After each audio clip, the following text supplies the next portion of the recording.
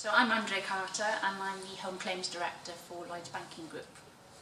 And I've worked for Lloyds Banking Group for well over 20 years and was lucky enough to start my career actually answering the phone to customers. So that was probably my first grounding in truly understanding, what customers really wanted. And then over the years, whilst I've worked for Lloyds Bank, I've had various roles, from working in marketing to change management, and now more recently, leading a large operation. And for me, all of those roles I've ever done have really brought to life the importance of customer service, from talking to them, understanding it from a marketing perspective, truly understanding what's important to customers, how to communicate to them, how they then judge us in terms of satisfaction. And then from a change management perspective, how you deliver change into an organisation that genuinely drives value for our customers. So that for me is kind of the bedrock of everything that comes about it for me, for what is important to customers. So as the Home Claims Director, we have a very important job to do. So most of the customers who ring our call centres to start with are registering a claim on their household policy. And that can be, they've had a flood where they can be up to their knees in water. They could have had a burglary where somebody's broken into their property, or they could even smash their TV, something as kind of small as that. But every one of those points for our customers means that their lives are upside down. And what's really, really important for us is reassuring those customers, giving them confidence that we can do the right thing to help them get their lives back on track, and being there all of the way to hold their hand to restore confidence. So we're very privileged actually to be able to be involved with our customers at that moment in truth. We often go into their homes when their family lives are disrupted, and therefore delivering excellent customer service is really, really important for us. So from a home claims perspective, there are a number of things we've adopted as part of our strategy, which we believe are truly led by wanting to give brilliant service to our customers. A couple of examples that we've got, and we believe we're quite different to the marketplace by doing many of these things. So the first thing we've done is give what we call individual case ownership to our colleagues. So typically in the insurance industry, if a customer rings up and makes a household claim, they can talk to a range of colleagues throughout the whole experience of them making a claim. And they'll have to repeat the information time and time again. That colleague they're talking to has no understanding of what that particular customer has gone through. And we've implemented something called individual case ownership. That means that colleague, from the moment that customer rings them, handholds that customer right through to the point at which the customer's life's back on track. So the customer doesn't have to explain every time. We then arrange to call the customer and update them, so they don't keep chasing us. They don't need to keep chasing us with an update all the time. So it means we're much more proactive in almost project managing the customer's claim back for them. A couple of other things we've got a team of what we call personal claims consultants who are out on the road. We use an in-house personal claims team, and for those customers who have, who really need a more face-to-face interaction rather than a call centre, we will appoint those colleagues as part of my team, and they'll go out to the customer's home and therefore face-to-face inspect their property, really help them if they need alternative accommodation because they've had a flood. Or whatever it takes really to give that customer confidence. So where they're kind of real vulnerable customers, we'll send out somebody who gives them more face-to-face experience. The third area we've focused on as well is, I don't know whether you realise, but you probably do. You look out the window, there's particular events throughout the year that cause real pinch points of volumes into our business. So if there's a snow event, if there's flooding, if there's kind of real windy conditions across the UK, that causes real spikes in our call centres. And when I first came into the claims team, what would happen there is customers would have to just put up with the fact that we were really busy during those periods. And what we've done over the last couple of years is develop something called a seamless service project, which says, why should our customers have to put up with, just because the weather's really heavy this time, at a particular point in time, why do they have to wait that much longer? So our seamless service plan we've developed also helps us to try and give the best service to our customers even when we're busy. So we'll change our IVR messaging, for instance, where customers had a flood, and say, you know, if you've got an estimate already and it's under £500, just go and get your claim done. Don't sit in the queue waiting to register it, just go and do it. So there's quite a few things there where we've truly focused on improving it for our customers and deploying a number of things in our business to try and, you know, deliver fantastic service to our customers and also do better than the competition ultimately. So when I went into the home claims business, it's fair to say it was run very much as a call centre. And we would chase metrics down such as average speed to answer, average handling time, the typical metrics you would expect to find in a call centre business. And you know, as I start to work in that environment, I realised that all the things we did in our business was what was best for us. So we had metrics which I call planning metrics. We trained the way we wanted colleagues to handle customers. We would do, all our processes were defined about what was best for us. So I initiated this piece of work, which is called systems thinking, but it's just a way of thinking about your end-to-end customer experience. And we've been running a pilot for the last 12 months actually, in the part of our business where I freed a team of people, about 100 colleagues, from the typical metrics, the typical command and control environment you would find in a call centre. And I asked them to go out to our customers, first of all, and understand what is truly important to our customers, not through market research, but when a customer's at that moment of making a claim, as I say, maybe up to their knees in water, whatever it is, and find out what's truly important to them. Now, unsurprisingly, customers told us what's really important to us is helping us get our lives back to normal as quickly as possible. That's all they want. They don't want any kind of fanciful experience or anything. But those words for us were really important about starting with what's our purpose from a customer's perspective. We learnt lots of other things as well. You know, for some customers where you have to decline the claim, we went out to those customers as well and said to them, what were you looking from us, you know, from us during that moment? And they said to us, we knew we weren't covered, but we wanted you to help us, you know. I've still got a claim, I don't know what to do next. I trust you as Lloyds Bank, what do I need to do? So we started off by truly understanding the purpose. We then went off and understood why all the calls were coming into our call centre. And we learnt on any one day that we had up to 70% failure demand, we call it. So customers chasing us because we weren't actually managing what was important to them. So what I did was empower that team of people then to almost kind of challenge how we would typically run that environment. They redesigned their measures, so they started to understand what was important to customers. We threw away all the typical call centre measures. We measured how quickly we got customers' lives back to normal. We measured things like when we make promises to our customers, we measure customer promises every day now. They measured all sorts of other things that were all about the customer.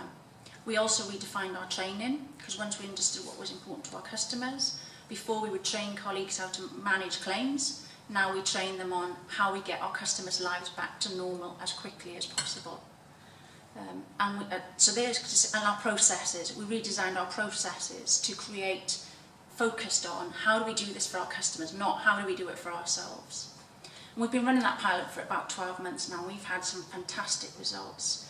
We've halved the volume of complaints, because many of the complaints we were getting, because we weren't just doing what our customers truly valued from us. We've improved the speed at which we get customers' lives back to normal by 1/3.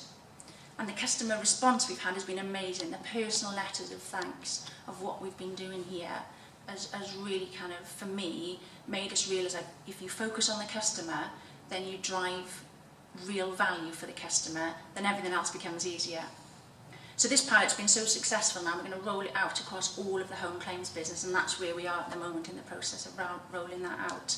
And I think the one thing that's been, for me, really motivating is the passion from our colleagues, because they recognised we were managing them to a set of metrics that meant they couldn't do the right thing for our customers.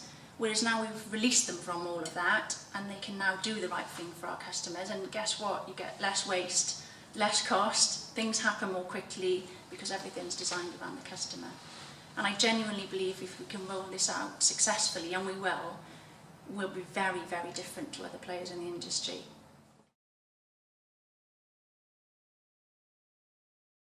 as I say, when I first went into the business, the claims area was very focused on cost management, and for me there wasn't enough focused on the customer.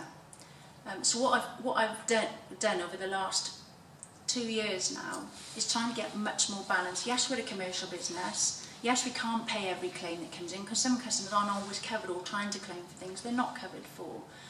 But what I've absolutely stood for is the customer in terms of the claim, and therefore empowering our colleagues much more to say, yes, we build quite tight processes in the claims centre, but actually there's enough empowerment within there that if a process is driving a colleague to do the wrong thing for our customers, then they're empowered to go and do the right thing.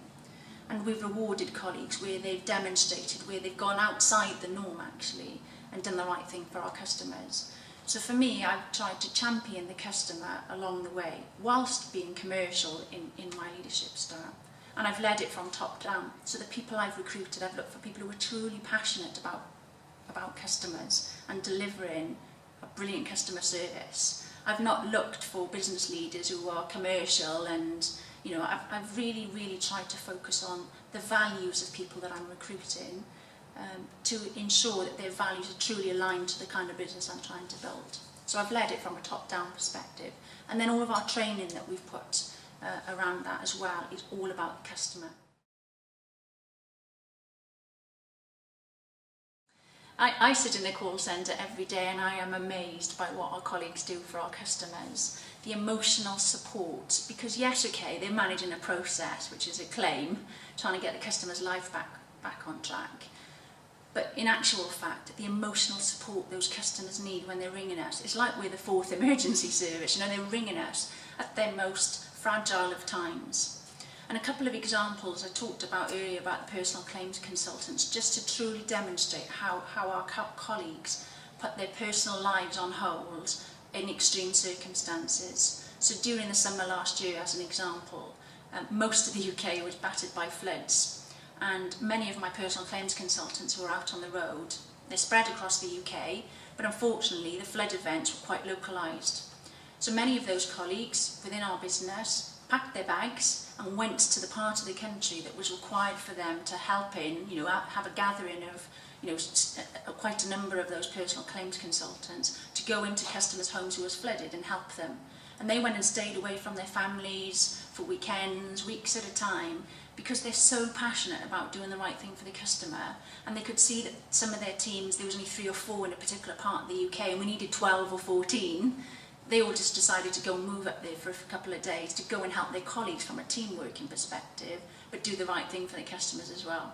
So that's one example. And then in the claims centre itself, on the telephones, there can be days where we have lots of calls waiting to get through because so many parts of the country are hit by storm or flood particularly.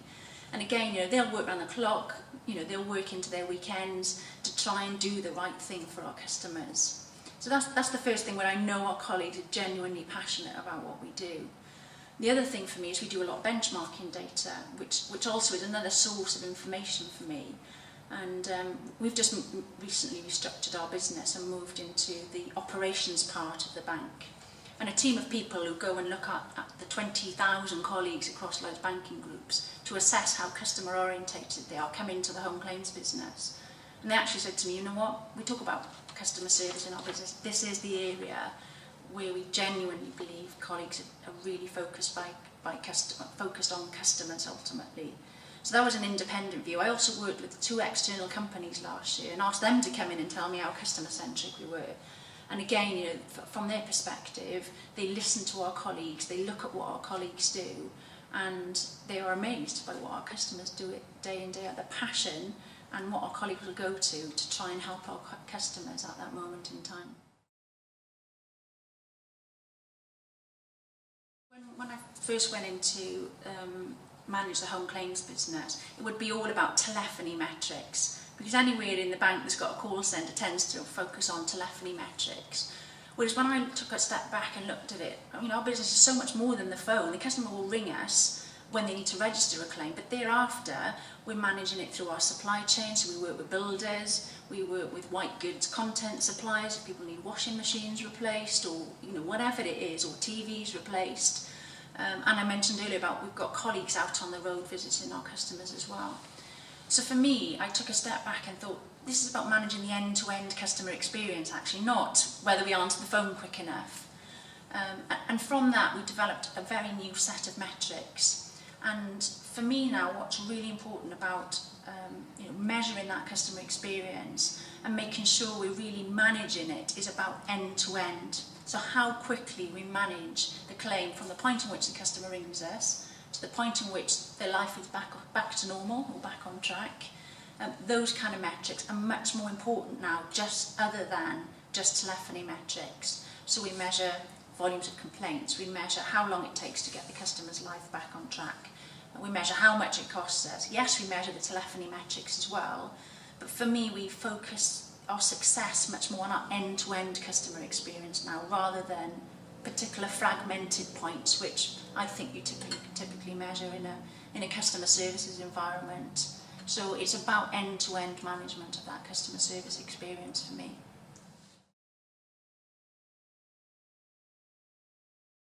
Since I talked about systems thinking earlier, the first thing I'd say there is so many people have come in to have a look at what we've done from Lloyds Banking Group in the pilot of home claims. As I mentioned, we now work as part of group operations within Lloyds Banking Group. And people have come from other parts of the call, there's many call centres across Lloyds Banking Group. They've all come in to see what we do and they absolutely love it. They want to replicate what we're doing about focusing on the customer purpose and then designing the business around that purpose. So the first thing for me is about the amount of support and passion that people can see in my business that they want to replicate in their businesses. I think the other things for me is some of our benchmarking data now that we've recently had shows things like, yes, we're brilliant at managing claims costs. We've always been brilliant at doing that. But now we're kind of top quartile in terms of complaints volumes that we're getting in for a home claims business, how quickly we get customers' lives back on track. Again, we're in that kind of top quartile of what the industry are doing. So all of a sudden, all of our metrics are starting to really respond well. And our complaints reduction, we're having half the complaints volumes we were 12 months ago. And yes, it's a direct, Antonio as the leader of Lloyds Banking Group is absolutely driving that agenda, but locally, because we're now focused on what's happening, important to our customers, we're not letting the complaints, get to where they used to. Or if they do, we're getting much better at handling those complaints and satisfying our customers. So both our external benchmarking data and internal metrics for me have really demonstrated the benefit of what we're driving. And when we go into surge events, weather events, I talked about last year, our time to recover is so much more quicker than we ever used to. We'd be out of control for 3 months in previous events, whereas now we can recover a couple of weeks later because we do the right things when we have those spikes in demand. So it's all great stuff for me.